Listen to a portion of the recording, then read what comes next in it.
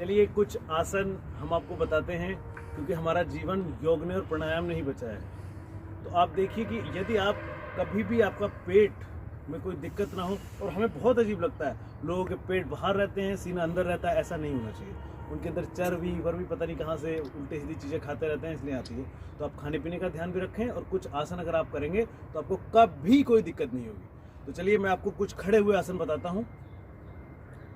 आप पहली बात, अगर आप हैं, आपके छोटे बच्चे हैं, उनको भी अगर ये बताएंगे तो लंबाई बढ़ेगी। जैसे ताड़ासन, तो ताड़ासन में देखिए इस तरह हाथ करिए और पूरा पंजों पे जितना टाइट होकर खड़ा हो सकते हो जाइए।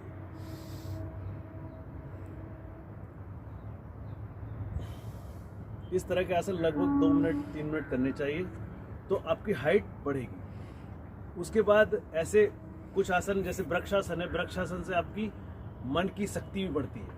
तो देखिए वृक्षासन में आप अपना एक पैर उठाइए ये वाला, और इसको यहाँ रख लीजिए और सांस लेते हुए पूरा ऊपर करिए, तो टाइट होकर जितना खड़े हो सकते हो जाइए। अब ये तो मैं आपको सिखा रहा हूँ, लेकिन कम से कम 2 मिनट खड़े रहना चाहिए, तभी आपको फायदा मिलेगा। यही क्रिया आपको दूसरे पैर से भी करनी चाहिए।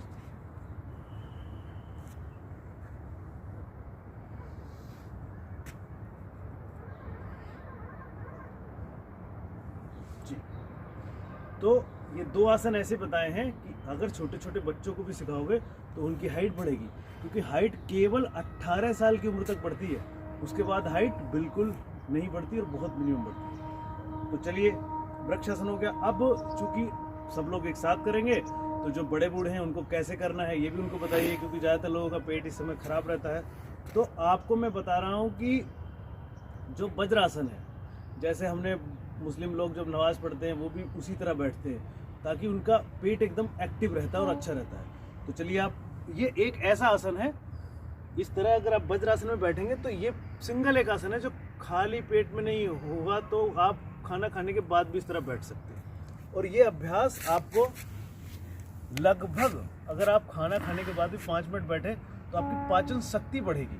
आपको कभी कोई दिक्कत नहीं होगी कि पेचिश हो रही है, गैस बन रही है, ऐसी चीज़ें नहीं होंगी। लेकिन ये होंगे खत्म जब आप अपनी अच्छी इस तरह की आदत डालेंगे। तो ये होगा वृक्षासन, वो क्या नाम है, वज्रासन। उसके बाद आप मंडूकासन में, यानी पेट में अगर और समस्या है तो मंडूकासन में आपको बताता हूँ। देखिए कैसे करते हैं। सांस को पूरा बाहर निकालें और मुट्ठियों को अपनी टूंडी के ऊपर रखें और फिर आगे झुक के लेट जाएं, और उसमें आप 1 मिनट 2 मिनट रहें, तब आपको बहुत ही अच्छा लगेगा। और आप जब अभ्यास करेंगे तो आपको अनुभव भी होगा कि हमारा शरीर कितना उत्तम हो गया। देखिए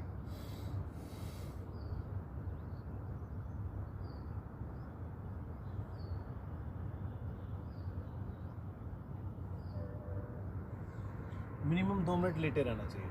अब मंडूकासन का दूसरा मैं अभ्यास आपको बता रहा हूँ। उसमें इस हाथ के ऊपर दूसरा हाथ रखें और उसी तरह सांस को बाहर निकालें, पेट अंदर ले जाएं और रख के फिर दोबारा झुकें।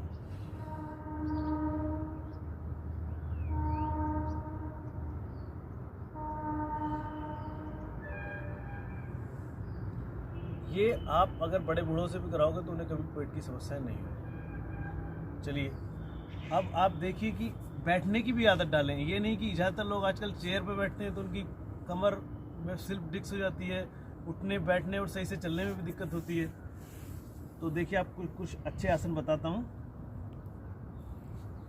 जिससे आपका हृदय भी सही रहेगा और सारी चीज़ें। गोमुख आसन, इस तरह आप इस वाले पैर को इस तरह रखिए और इसको एड़ी को यहाँ चिपकाइए, और जो पैर ऊपर है वही हाथ ऊपर ले जाओ और दूसरा हाथ नीचे से इसको पकड़ लो। गोमुख आसन कहा जाता है। और बैठे रहो। उसके बाद आपको यही क्रिया इस दूसरे पैर से भी करनी चाहिए कि दूसरा पैर अब इसके ऊपर रहेगा, आपकी बार ये वाला हाथ ऊपर जाएगा। जैसे हमारे अंग 2-2 होते हैं तो क्रियाएं भी आसनों की 2-2 होती हैं, तो आप उन सब चीज़ों का भी ध्यान रखें।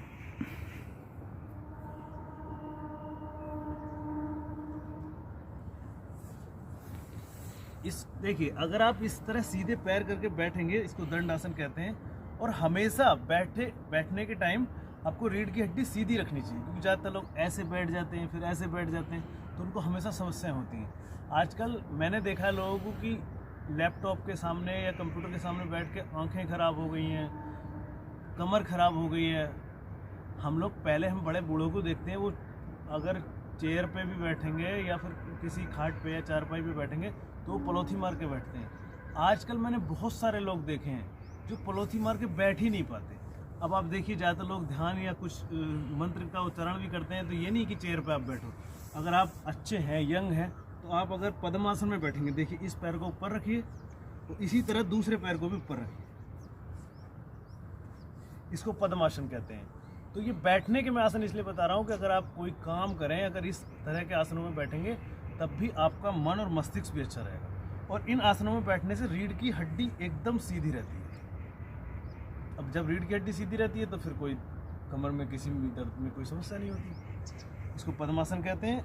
इस तरह से बैठे रहे। तो चूंकि हम गुलाम रहे, हमने गुलामी झेली है, उसीलिए तो पश्चिमी सभ्यता हमारे पास आई है और हम सब कुछ उसी चीज़ों को पसंद करते हैं। तो मानसिक रूप से हम आज भी उधर ही हैं। तो इसलिए आप सभी से अनुरोध है कि कृपया अपने धर्म और अपनी संस्कृति के बारे में कुछ सोचे तो, कुछ ध्यान तो करें। ये नहीं कि अब नहीं, वो सब बदल गया। भाई विश्व गुरु था, कुछ उल्टे सीधे लोग रहे, उन्होंने गुलामी करवा दी और फिर दोबारा जो है, अब पता नहीं, अब आप जैसे अच्छे लोग होंगे तो कुछ नहीं होगा, लेकिन यदि नहीं होंगे तो दोबारा से वही सिस्टम हो जाएगा। मैं आपको इसलिए सिखा रहा हूँ कि मैं आपको वास्तविक अनुभव बता रहा हूँ। वास्तविक अनुभव इसलिए बता रहा हूँ कि देखिए, मैं बोल ही नहीं पाता कुछ उल्टा सीधा। मेरा खुद एक्सीडेंट हुआ और मेरे खुद मित्र बैठे हैं मेरे सामने और मुझे कुछ याददाश्त ही नहीं है। तो खुद डॉक्टर्स ने मुझे बताया कि बेटा तेरी इम्यूनिटी अच्छी थी। अब वो तो ये जो बैठे हैं सामने, इन्हें भी पता है कि सुबह शाम टहलने की मेरी आदत थी। तो इसलिए मैं आप सबसे कहता हूँ कि अपने छोटे बच्चों को जो अभी पैदा हुए हैं या 10-5 साल के हैं, तो वो उनको भी सिखाइए कि सुबह शाम टहलने की आदत डालें, अपने शरीर को फ्लेक्सिबल बनाएं। चलिए, बहुत अच्छा लगा आपको।